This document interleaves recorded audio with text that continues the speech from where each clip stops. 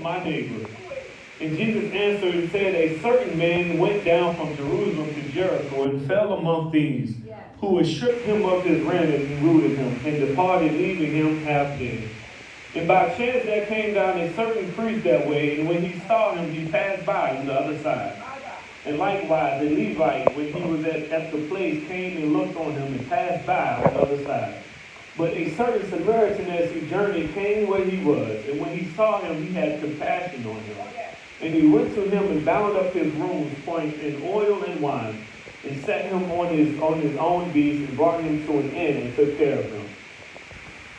And on the morrow, when he departed, he took out two pence and gave them to the host, and said unto him, take care of him, whatsoever thou spendest more, when I come again, I will repay thee. And the reading of God's word is blessed.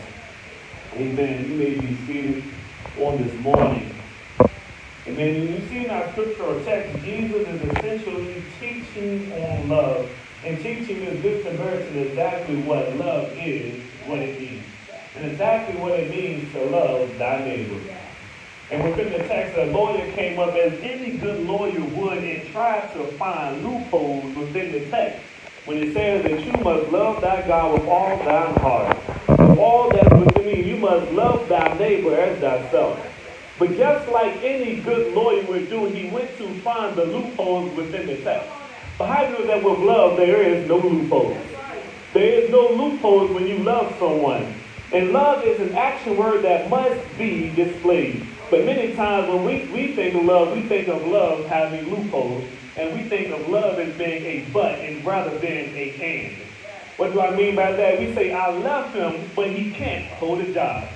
I love her, but she sleeps around sometimes with other people. I love him, but sometimes he always isn't faithful. I love her, but what about love should be about and? I love him and he's a provider. I love her and she takes care of me. I love her and she loves my kids that's not even hers. I love him and he does this. Love should be a and not a but. So in the text, the lawyer is talking to Jesus and said, well, what loopholes is there in the law? He says that the Bible says in order for me to get to heaven, I must love the Lord thy God with all my heart and with all my soul, and with all my strength, and with all my mind, and thy neighbor as himself. At this time, the lawyer was quoting scripture from the Old Testament when God commanded the children of Israel to love that God. God told the children of Israel exactly how they should love him. He says, you must love me with everything that you have. You must love him with all of your heart and with all of your soul. Every ounce of strength that you have in your body, you must use this to love me. God clearly commanded and told the children of Israel how to love him. But how many times in our life have we told our loved ones how we want to be loved? If we are God called to be Christians, called to be Christ-like, and Jesus the Son of God, shouldn't we do the same things as in the text? So if God told the children of Israel exactly how to love them, shouldn't we tell our loved ones how we want to be loved? Is it our loved ones' fault that they're not loving us the way we want to be because we never expressed it? We never told them, I don't care for that, but I like this. Chocolate really isn't my thing, but if you bring me some Laffy Taffy, I would be happy. Have we told our loved ones, I don't care for chocolate ice cream, but French vanilla? That's what I like. Have we told our loved ones how we want to be loved?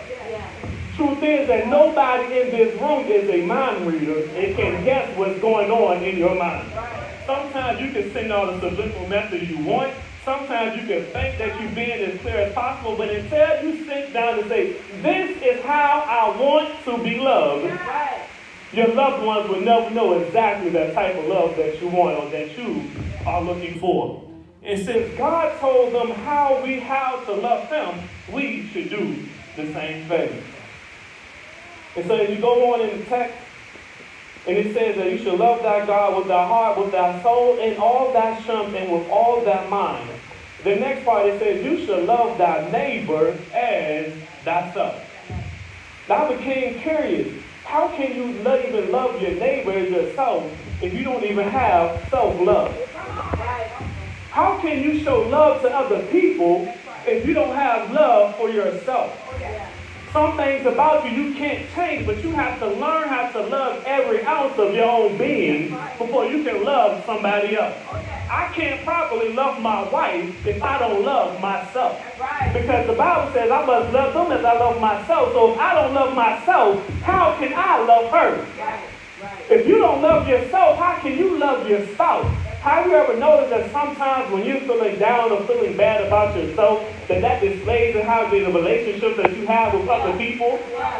They did absolutely nothing wrong to you. They didn't say nothing wrong to you. They didn't mistreat you. But just because you're feeling bad about yourself, whatever it may be, it comes out on other people. So we must first learn how to love our own self before we can love somebody else. And so it says we must love our neighbor as ourselves. And so in the text, the lawyer said, answer the question right when Jesus asked him, what does the text say? And so again, the lawyer is looking for a loophole in the text. So he said, Jesus, exactly who is my neighbor? Is it just the person that lives next door to me? Is it just my loved ones? Is it just my family? Is it just my kids? Is that the only people that I have to love like this? Well, Jesus said, well, let me break it down to you like this. The neighbor is anybody that you come in contact with, whether you know them or you don't. Because in the Bible, Jesus used the parable of the Good Samaritan when he was traveling from Jerusalem to Jericho, and he fell amongst thieves. And he was stripped of everything that he had, and he was left there to die. And at this moment, the priest, a pastor, a bishop, an apostle came walking by, and he looked at him and said, he must have did something wrong. He must have did something wrong to deserve it. How many times have we walked past and looked and said they must have did something wrong to deserve that? But I've come to tell you, sometimes it's not by no fault, anybody's fault at all, that what happened to them happened to them. But as we are called to be Christians and to be godlike, we ought to extend a helping hand to everybody that we see. It doesn't matter if they're Muslim, if they're Buddhist, if they're whatever religion that they practice. Since we are called to be Christians, we ought to help them out. But instead, the priest walked on the other side of the street and kept on going minding his business. And then came a Levite, an assistant pastor of the church. And he seen the man laying there that was half dead. He said, that is none of my business. I don't have nothing to do with that. But God has told us that we must love our neighbor as ourselves. But then there's a certain Samaritan that was traveling on the same road. A Samaritan that wasn't a children of Israel. A Samaritan that didn't believe in God. A Samaritan that didn't believe in Jesus. But he seen this wounded man standing or laying on the sidewalk. He said, I cannot walk past this brother and leave him here to die. He said, I can't walk past him and leave him here to die. So he said, I'm going to do everything that I can to take care of him. No, I don't know this person from Adam or Eve. I've never seen him before in my life, but since I see somebody in need, since I see my brother and sister in need, since I see them struggling with this and that, I'm going to be there and have their back. Many times, some people, the only thing that they need from you is not necessarily money or anything, but they really just need your support. Your support and your love will go much further than money or anything that you can possibly give them. Sometimes just knowing that you got somebody in your corner, just knowing that you got somebody on your side can go a long way.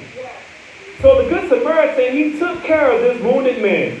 He cleaned up all of his wounds. He made sure he had something to eat. Then he took him to an inn so he could put a roof over his head. He took care of this man and said he was able to take care of himself. We have to learn that love has no loopholes. Love has no loopholes within the text. So if we're going to love our neighbors as ourselves, we must first learn how to love ourselves. And we must learn how to tell our loved ones exactly how we want to be loved. Because can't everybody read in between the lines? And so we have to learn that love has no loopholes and to love our neighbors as ourselves. Amen. This time I'm going to turn this part of the service back into the hands of our pastor.